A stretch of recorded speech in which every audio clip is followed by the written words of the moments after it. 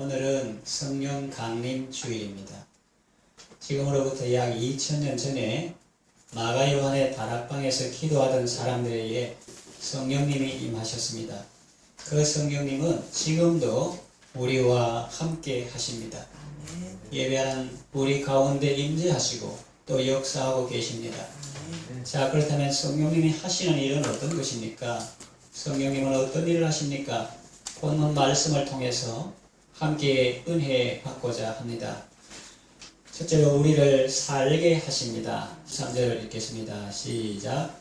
너희가 육신대로 살면 반드시 죽을 것이로되 영으로서 몸의 행실을 죽이면 살리니 그랬습니다. 앞에 나오는 2절에 보면은 생명의 성령이라고 표현했습니다.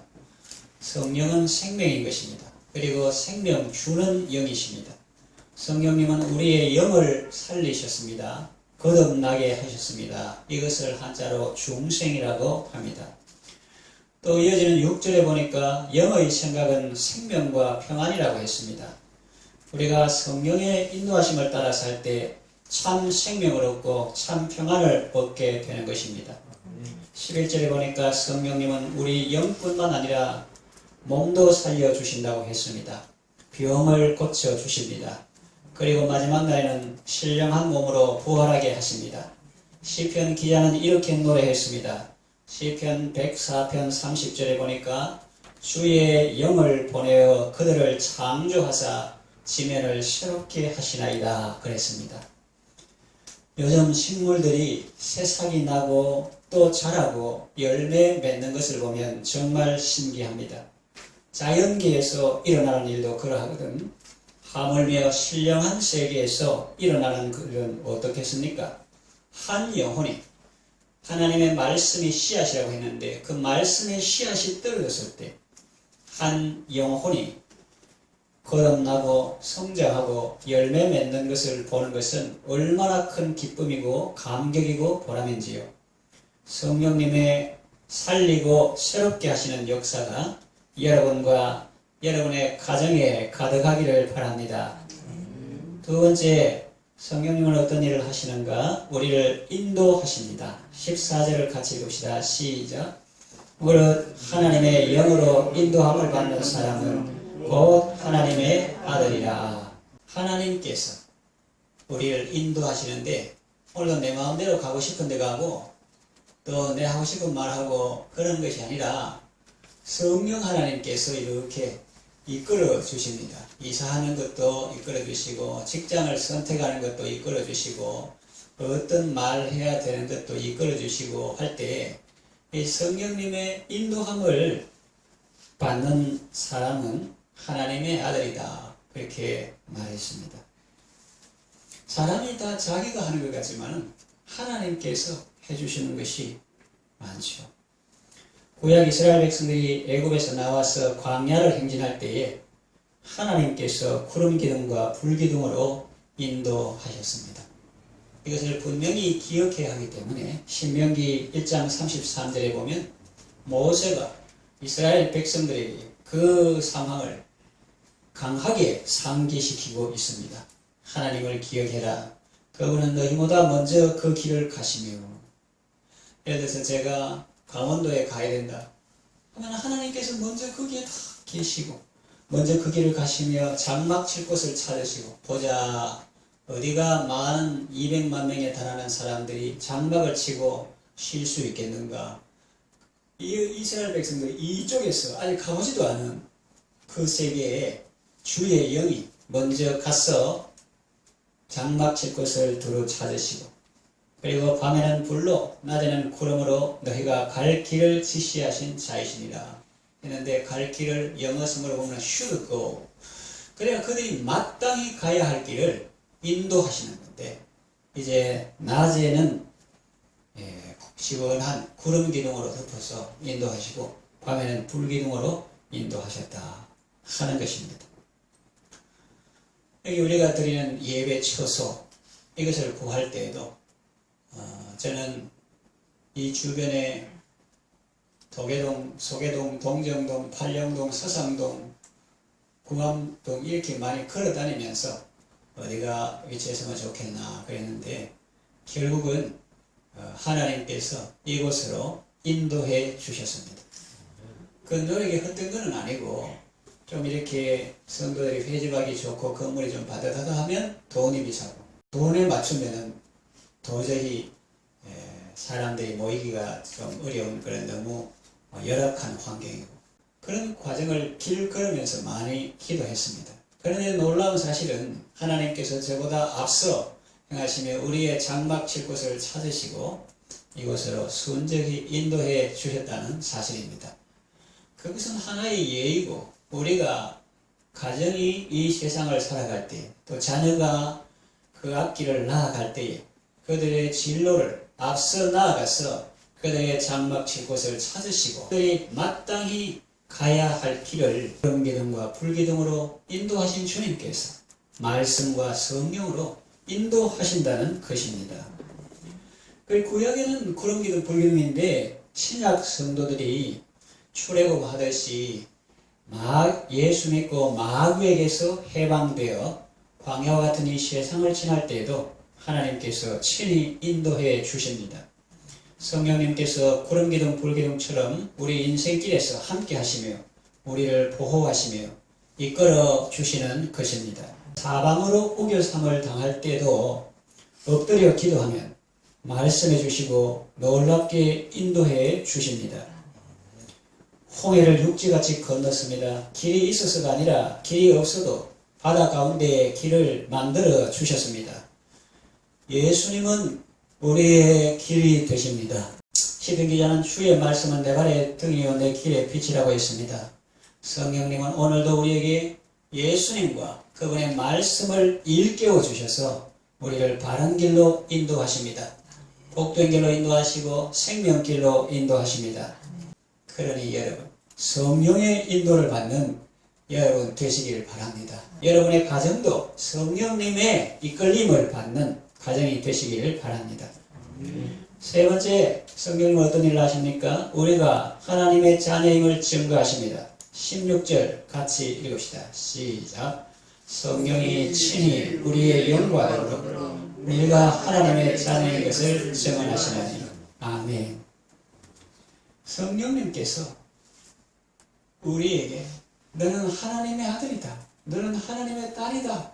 이렇게 말씀해 주시는 거예요. 변호사가 말씀해 주는 정도가 아니고 나라의 어떤 권력자나 지도자가 말해주는 정도가 아니라 하나님이신 성령님께서 우리 영과 함께 우리 영으로 더불어 우리가 하나님의 자녀인 것을 증거하십니다. 좀 나눠서 보면 먼저 나 자신에게 성령이 친히 우리 영으로 더불어 우리가 하나님의 자녀인 것을 증언하신다고 16절 말씀과 같습니다. 사랑한다 아들아. 내 자신에게 증언하실 뿐만 아니라 타인에게도 증언하십니다. 우리에게 너 하나님의 아들이야 이렇게 할 뿐만 아니라 다른 사람에게도 저 사람은 하나님의 아들이야 그렇게 합니다. 성경에 보면 아브라함의 경우 아브라함이 하나님의 아들인데 바로에게 하나님께서 이 사람은 내 아들이야 그렇게 하신 거예요. 창세기 12장 17절에서 19절 보면 여호와께서 아브라함의 아내 사레의 일로 바로와 그 집에 큰 재앙을 내리신지라. 바로가 아브라함을 불러서 이르되 네가 어찌하여 나에게 이렇게 행하였느냐. 네가 어찌하여 그를 내 아내라고 내게 말하지 아니하였느냐. 네가 어찌 그를 누이라 하여 내가 그를 데려다가 아내를 삼게 하였느냐. 네 아내가 여기 있으니 이제 데려가라. 그렇게 하신 거죠.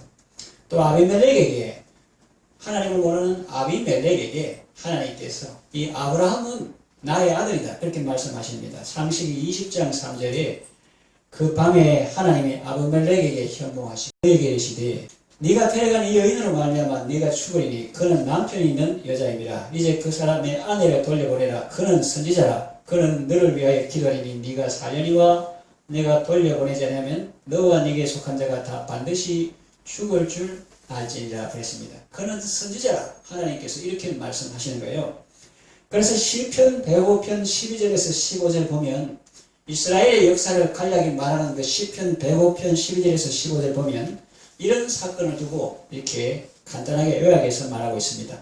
그때에 그들의 사람 수가 적어 그 땅에 나그네가 되었고 이 족속에게서 저 족속에게로 이 나라에서 다른 민족에게로 떠돌아 다녔도다. 그러나 그는 하나님이죠. 사람이 그들을 억압하는 것을 용납하지 아니하시고 그들로 말미암아 왕들을 꾸짖어 이르시기를, 그러니까 애굽 왕도 꾸짖고 이 아비멜렉도 꾸짖고 꾸짖어 이르시기를 나의 기름 부은 자를 손대지 말며 나의 선지자들을 해하지 말라 하셨도다 그랬습니다.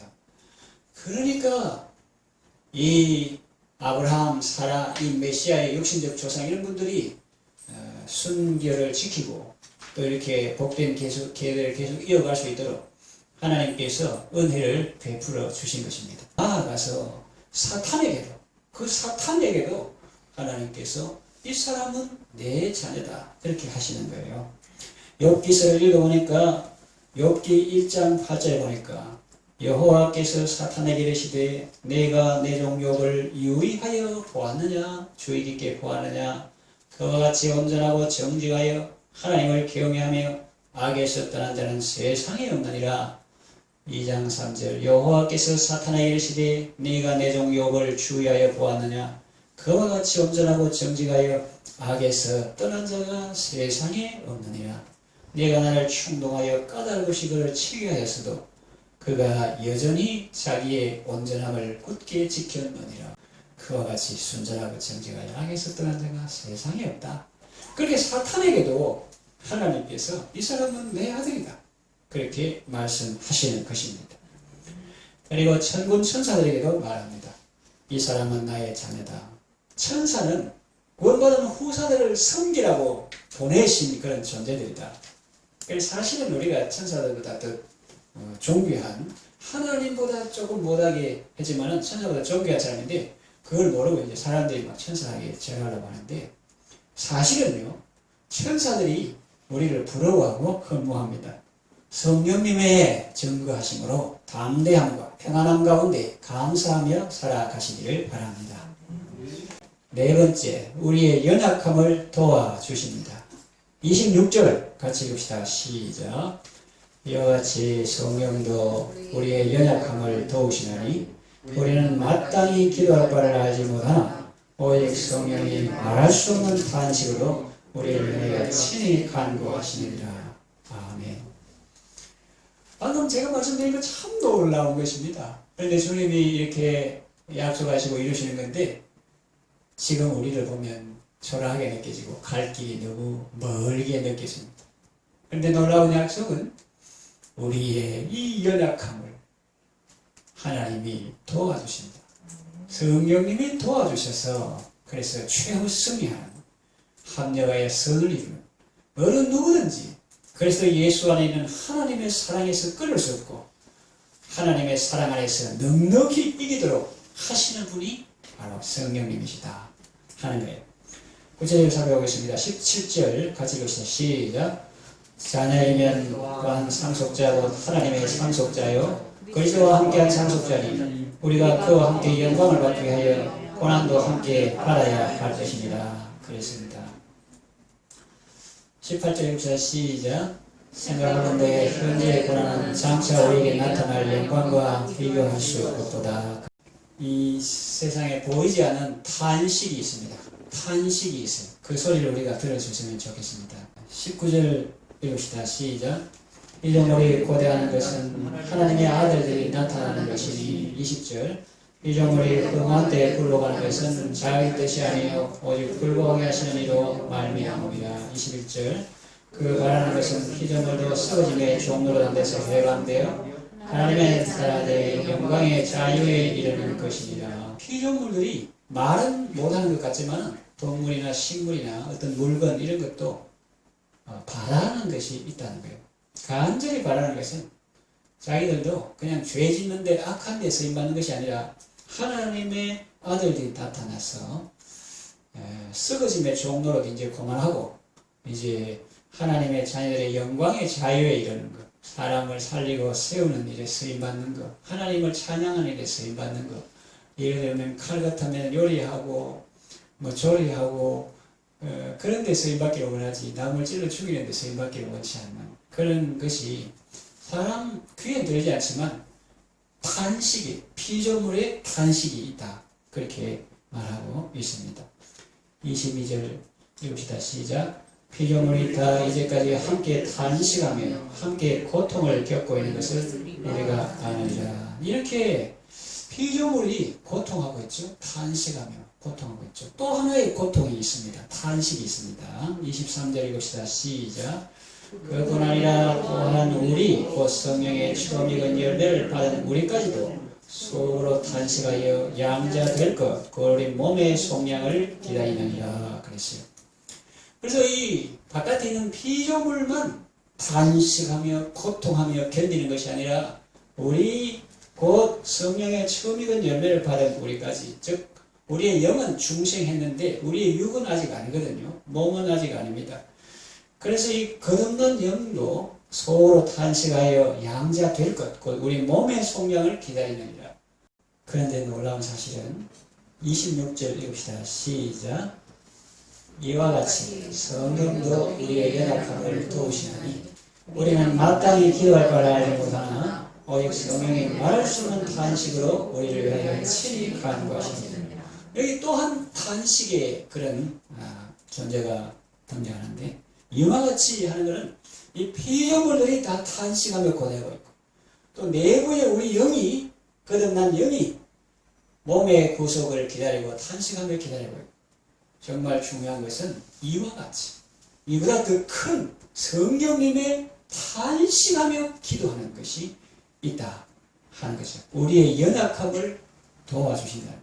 그러니까 갈 길이 멀고 험해도 하나님의 그 영광의 자유는 저쪽이고, 우리는 약속으로 받았는데 자신을 돌아보나 환경을 보나 너무 약해가지고 이걸 이룰 수 있을까 하는데, 피조물도 탄식하고 자기 속에 거듭난 영도 탄식하고, 그런데 그 연약함을, 약함을, 부족함을 도와주시는 분이 바로 성령님이다 하는 거예요. 그래서 그 손이 크고 강하고 능력이기 때문에 지가 아무리 연약하고 부족해도 이렇게 탁 잡고 이렇게 끌고 이렇게 다 꺼가지고 능히 넉넉히 이기게 하시고 하나님의 나라에 들어가게 하시는 것입니다. 우리가 연약하지만 하나님의 불가항력적인 은혜로 성도는 굳게 서서 마침내 승리할 수 있다 하는 것입니다. 그런데 성령님이 우리를 위해서 탄식한다. 그 법대 수석으로 나온 사람이 나를 변호해준다. 그거하고 비교가 안 되는 거예요. 성령님은 관역을 명중하는 화살처럼 우리를 위해서 제대로 구하신다는 것입니다. 27절 봅시다. 시작. 마음을 살피시느니가 성령의 생각을 아시나니 이는 성령이 하나님의 뜻대로 성도를 위하여 간구하시니라. 그러니까 하나님께서 우리의 마음을 살피시는데 성령의 생각을 모르겠다 이 말이에요. 그런데 성령님이 그냥 아무렇게나 구하는 것이 아니라 하나님의 뜻대로 우리를 위하여 간구하고 계시는 거예요. 그래가지고 28절 같은 말씀이 나오는 겁니다. 28절 읽읍시다. 시작. 우리가 알거니와 하나님을 사랑하는 것 곧 그의 뜻대로 부르심을 받으면 모든 것이 합력하여 선을 이루느니라. 자, 성령님 우리의 연약함을 도와주십니다. 이제 말씀을 마치겠습니다. 지금도 성령님은 우리와 함께 하시며 우리 가운데 역사하십니다. 우리를 살리시며 우리를 인도하시며 우리가 하나님의 자녀인 것을 입증하시며 증거하시며 증언하시며 우리의 연약함을 도와주십니다. 은혜로우신 성령님을 모시고 매일 기쁨과 감사와 승리의 삶을 살아가시기를 바랍니다.